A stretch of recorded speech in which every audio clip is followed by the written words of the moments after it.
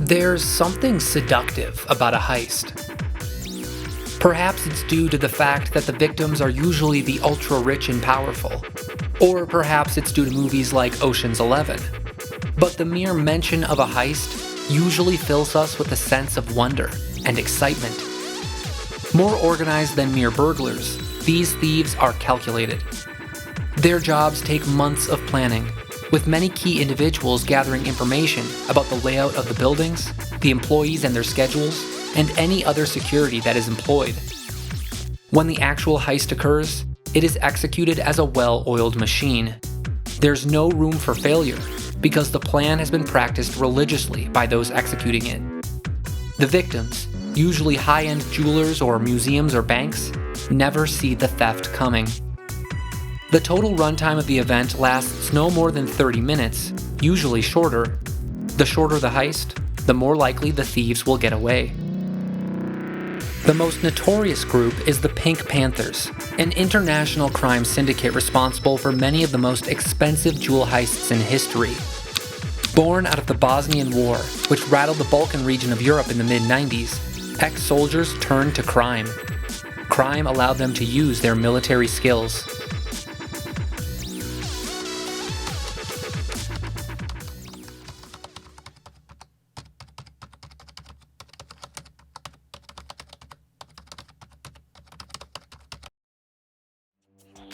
The Pink Panthers make their international debut, hitting the Graff Jewelry Salon in London.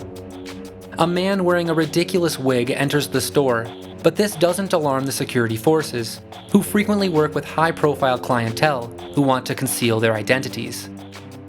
After viewing a piece of jewelry, the man pulls out a handgun and orders everyone to the floor. His accomplice enters the shop and starts to break open the glass cases and load his bag full of jewels. The security guard is quick to act, bringing one of the suspects to the ground and subduing him. The other suspect flees with nearly £23 million worth of stolen jewelry. That's British pounds, not the total weight, which is worth nearly $32 million US.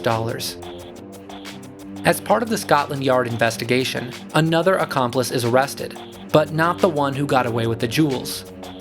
As they were raiding this accomplice's apartment, they found a blue diamond ring valued around £500,000 hidden within a jar of face cream. A similar ruse was used in the 1963 Peter Sellers comedy The Pink Panther. And this was how the crime group got their name. Most of the £23 million worth of jewelry has never been recovered.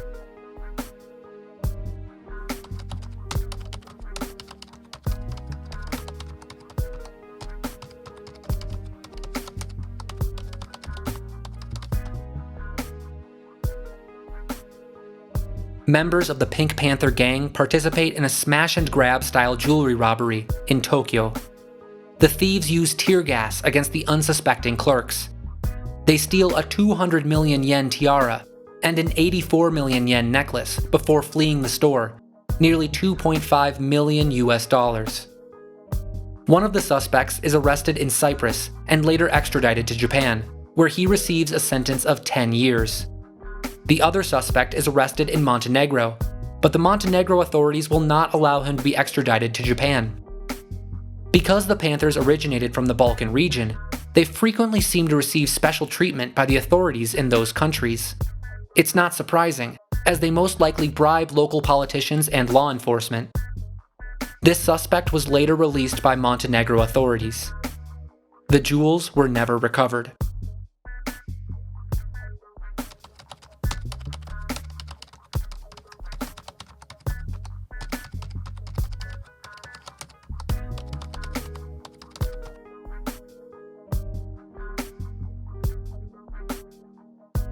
Two stolen Audis crash through the doors of the Wafy Mall and the front of the House of Graff diamond store. They enter the jewelry store, smash a few glass cases, and leave the store within seconds. They get back into their stolen Audis and rush out of the mall as quickly as they arrived. The jewelry is worth over $15.5 million US. The thieves dump their cars just a few miles from the mall, set fire to them, and get away in a separate vehicle.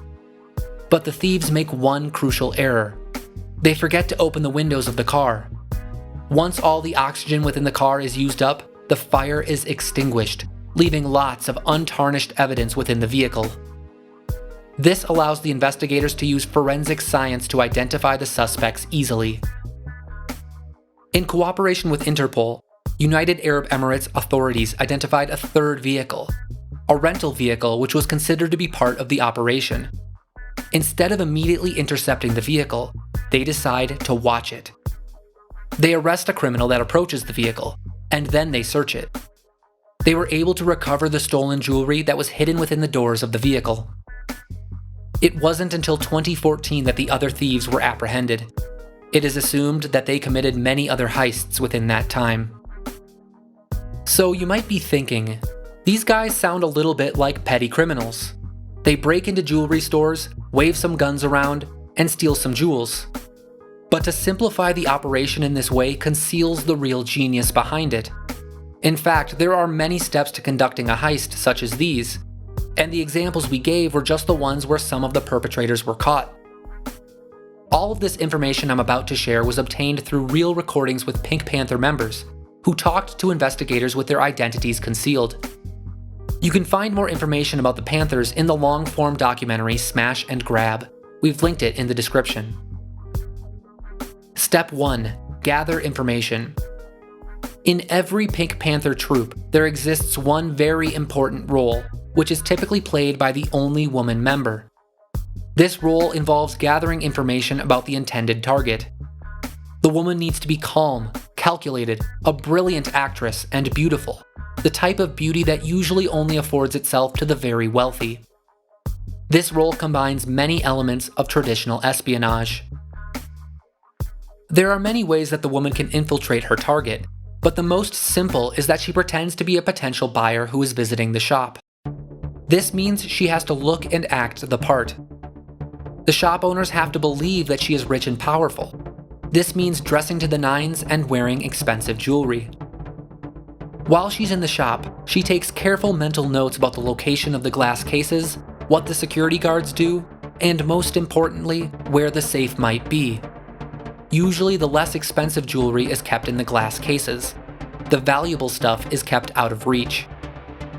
The woman holds the most important job in the whole operation. If she makes one error, her comrades will fall. Step 2. Prepare and wait. With the information that was gathered, a sketch is made of the inside of the building, and a plan is hatched. The plan can be simple or quite complex, depending upon the target and the expected reward. After they come up with their plan, they wait. The opportune moment can come at any time. Good times are when there are plenty of other distractions that occupy the police. Political events or festivals usually provide enough cover to get in and get out before any forces can organize against you. In one heist, the Pink Panthers waited until there was a festival in the streets before they took action. They waited until there was plenty of noise so no one would hear them breaking down the wall between the jewelry shop and the store adjacent to it. Sometimes, other preparations are needed. In order to prevent bystanders from witnessing the heist, the Panthers once freshly painted the city bench across the street so that no one would be sitting there when the heist occurred. Step 3.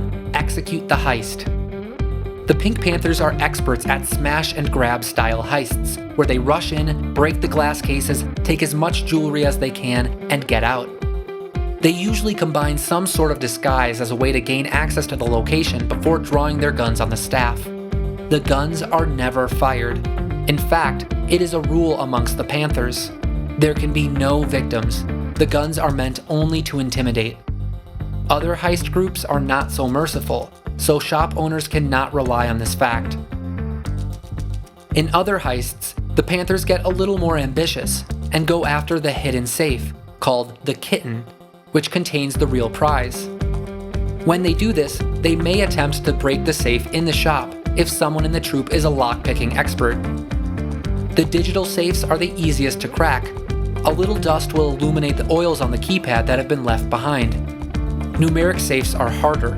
They require excellent hearing, a fantastic memory, and patience. An incredible amount of patience. If they can't break the safe in the shop, they take it with them. Step 4. Get away. Most heists only last a few minutes, especially in the smash and grab style. The moments immediately after the heist are the most important because they determine whether or not you'll get away with it. It's important to have a well-defined plan for where you'll go and how you'll get there. In most heists, one person is designated as the getaway driver, and it's their duty to draft the route plan. Many times the Panthers would target jewelry stores with clear access to highways to make getting away easier. They'll drive out into the country where another driver is waiting for them, abandon the vehicles, destroy any evidence, and drive away into the night.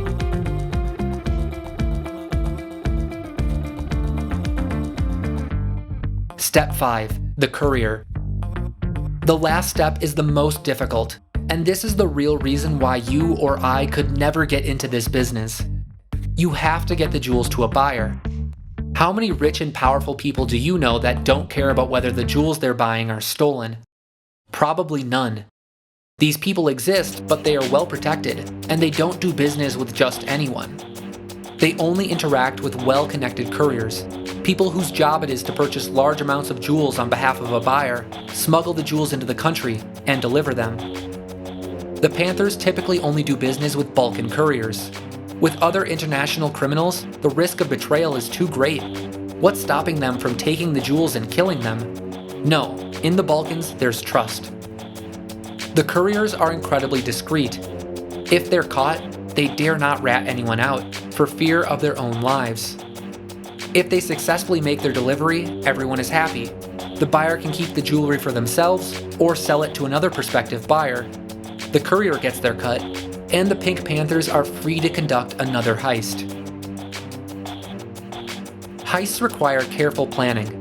The smash and grab style heists of the Pink Panthers may look erratic and spur the moment, but they are actually carefully crafted operations with no room for failure.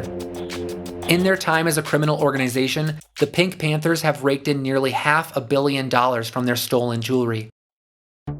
In reality, heists are not as glamorous as they appear in the movies, and the perpetrators, they're not heroes.